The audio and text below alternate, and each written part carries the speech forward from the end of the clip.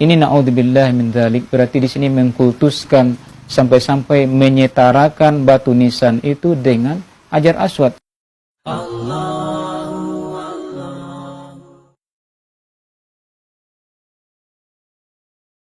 Basapa ini kalau saya kira di Indonesia, kalau kita buka Google mungkin telah ada, bisa kita temukan itu sebuah ritual yang dikenal di sebuah lokasi di Provinsi Sumatera Barat, lebih tepatnya Kabupaten Padang Pariaman, Nagari Ulakan.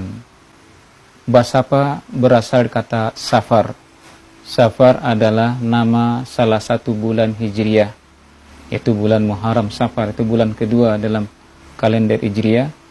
Disebut ba dalam bahasa Indonesia, ba atau artinya melakukan kegiatan. Jadi basapa artinya bersafar, melakukan kegiatan rutin pada bulan Safar. Kaum muslimin dan kaum muslimat yang dirahmati Allah, menurut versi orang-orang melakukan basapa tadi, ritual basapa atau bersafar itu, mereka adalah memperingati hari wafat yang disebut sebagai penyebar ajaran agama Islam di pesisir Sumatera Barat atau pesisir Minangkabau.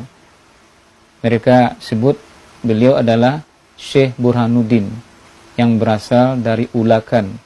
Artinya kuburan beliau ada di Nagari Ulakan. Diyakini Syekh Burhanuddin tersebut wafat pada hari Rabu dalam bulan Safar tahun 1111 Hijriah. Adapun saya tahu tahun ini tak lain hanyalah berdasarkan yang tertulis di atas kuburan Syekh Burhanuddin yang sekarang diyakini kuburan Syekh Burhanuddin itu ditulis sekarang dalam tulisan Melayu wafat tahun 111 Hijriah, itu tahun 1111 Hijriah dalam bulan Safar. Karena beliau meninggal dalam bulan Safar pada hari Rabu, maka setiap hari Rabu di bulan Safar tadi dilakukanlah ritual basapa. Itu berkunjung ramai-ramai ke negeri Ulakan, secara khusus ke makam yang mereka sebut makam atau kuburan Syekh Burhanuddin. Kaum muslimin dan kaum muslimat yang dirahmati Allah, berdasarkan yang kita amati dan juga ada tayangan video yang telah dibuat oleh teman-teman pada musim Safar tahun 2004 masih yang lalu. Di sana ada durasi sekitar 1 jam secara dokumentasi. Teman-teman tadi merekam kegiatan bersafar itu siang dan malam. Ada beberapa hal yang kita sorot secara akidah Islam yang berdasarkan Al-Quran dan Sunnah. Yang dilakukan oleh saudara-saudara kita yang melakukan ritual safar tadi, kebanyakannya adalah ada sentuhan, ada tabrakan dengan akidah kita.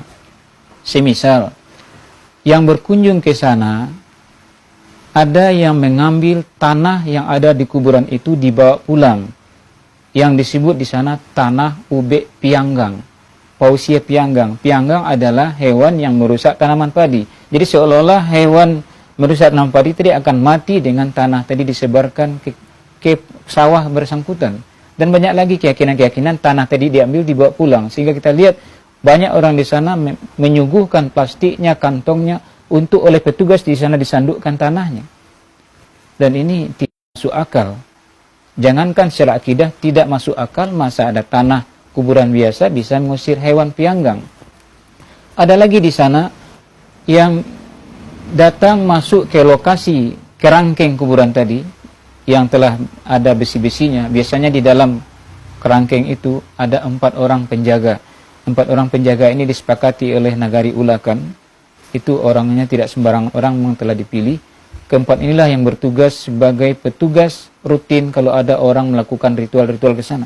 Ada yang masuk ke dalam menyentuhkan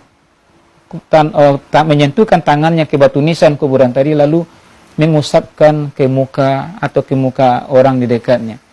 Persis seperti kita lihat yang diberlakukan terhadap batu Hajar Aswad di sudut Ka'bah. Ini naudzubillah min dzalik, berarti di sini mengkultuskan sampai-sampai menyetarakan batu nisan itu dengan Hajar Aswad. Sedangkan Hajar Aswad cuma dicium karena meneladani Nabi. Ketika Umar bin Al-Khattab mencium Hajar Aswad, kata Umar bin Al-Khattab, saya tahu kamu hanyalah batu yang tidak bisa mendatangkan manfaat dan madarat. Kalau tidak saya lihat dulu Rasulullah menciummu, saya tidak cium kamu. Ada lagi di sana kita lihat yang mengambil air. Di sana namanya air pansi. Pansi adalah kerang besar. Di sana ada air disediakan. Ada yang meyakini air ini bisa untuk obat, lalu diusap ke muka. Ada yang dibawa pulang, diusapkan ke kepala. Diyakini nanti orang anaknya jadi cerdas, sakitnya jadi sembuh. Padahal secara medis air itu kotor. Di sini bercampur kekotoran medis dan masalah akidah. Yaitu ada unsur kesyirikan, meyakini air ini punya khasiat keramat tertentu. Padahal air yang Allah muliakan adalah air Zam-Zam. Air Zam-Zam ini satu-satunya di dunia. Dan sesuai kata Nabi, Zam-Zam lima syuribalahu. Zam-Zam tergantung niat orang meminumnya. Itu khusus Zam-Zam, dibawa kemana-mana. Di sana, air yang di sana, ada lagi air yang letaknya diyakini batu tapak. Disebut batu tapak, di sana dibungkus air tadi, dimasukkan sepotong asam, dibawa pulang, tinggalkan infak. Ini diyakini juga sebagai obat tertentu. Ada lagi yang berdoa menghadap kuburan. Bahkan yang paling kita tidak nyaman melihat adalah sholat berjamaah menghadap ke kuburan. Ini bisa dilihat dalam tayangan yang direkam oleh teman kita pada tahun 2004 yang lalu. Solat berjamaah menghadap kuburan. Padahal ada jelas hadis riwayat Imam Muslim, la tusallu ilal kubur wa la tajlisu 'alaiha. Jangan kalian solat menghadap kubur-kubur dan jangan kalian duduk di atas kubur. Ada lagi yang bertahlil menghadap kubur, menghadap dari berbagai sisi, bertahlil menghadap kubur. Dan banyak lagi. Ada lagi yang berdoa. Jadi di sana banyak duduk orang-orang yang bertugas sebagai orang berdoa, menanti orang datang, nanti orang datang membayar bayaran tertentu, lalu ngasap kemenyan, lalu berdoa di sana di atas kuburan-kuburan kecil. Jadi kalau kita lihat di sana, jemaah yang duduk sekitar kuburan menghadap kuburan Syekh Burhanuddin itu adalah duduk di atas kuburan-kuburan kecil. Ada batu-batu di sana itu petanda kuburan. Dan kabarnya yang berkubur di sana adalah murid-murid atau orang-orang yang mengikut kepada ajaran Syekh Burhanuddin. Ini yang kita sayangkan. Sekiranya ini dibiarkan oleh orang-orang mengerti, itu alim ulama di daerah Sumatera Barat, di Minangkabau, secara khusus di lokasi Padang Pariaman, apakah tidak bertentangan dengan syariah Islam? Silakan kita buka hadis-hadis Nabi yang sahih tentang ini. Kita teringat kalau alasannya adalah pengkultusan Syekh Burhanuddin, tak lain adalah dakwah Nabi Nuh alaihissalam, yang mana 5 Tuhan yang mereka sembah pada zaman Nabi Nuh dulunya ada 5 orang soleh yang setelah mereka wafat, syaitan membisikkan, bikin patung mereka agar kalian ingat pada Allah Ta'ala.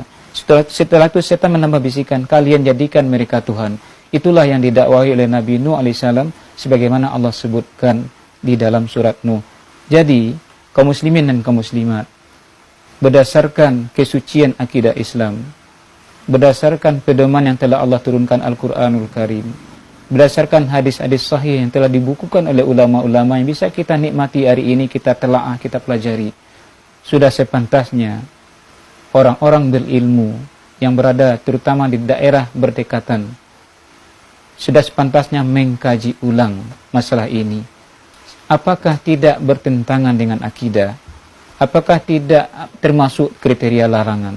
Kalau kriteria larangan telah terjadi seperti itu, apakah kita tidak takut pada Allah Ta'ala? Allah Ta'ala pemilik bumi, Allah Ta'ala pemilik langit. Jangankan kesyirikan. Menurut ulama, apapun perkataan manusia, bumi yang kita injak, gunung yang ada dekat kita, langit yang di atas kita, adalah mendengar semua itu. Nanti bumi akan menceritakan apa-apa yang dilakukan orang di atasnya. Semoga Allah beri taufik. Kalau tidak karena taufik Allah, tentu kita tidak akan bisa bergerak menuju agama Allah. Jadi saya ulangi, sebagai seorang yang banyak menyaksikan dan sering menyaksikan itu, dan berada tak jauh dari lokasi Ulakan. Saya diamanahkan berdomisili sekarang di kota Pariaman yang tak jauh dari Ulakan.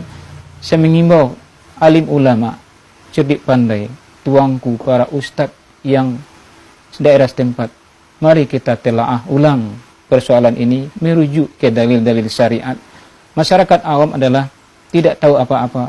Ulama yang bertugas sebagai suluh bendang dalam negari mengingatkan mereka mana yang salah dan mana yang benar. Semoga kita tidak termasuk seperti ulama-ulama kaum Yahudi yang mana mereka jual ajaran Taurat hanya untuk mementingkan kepentingan duniawi.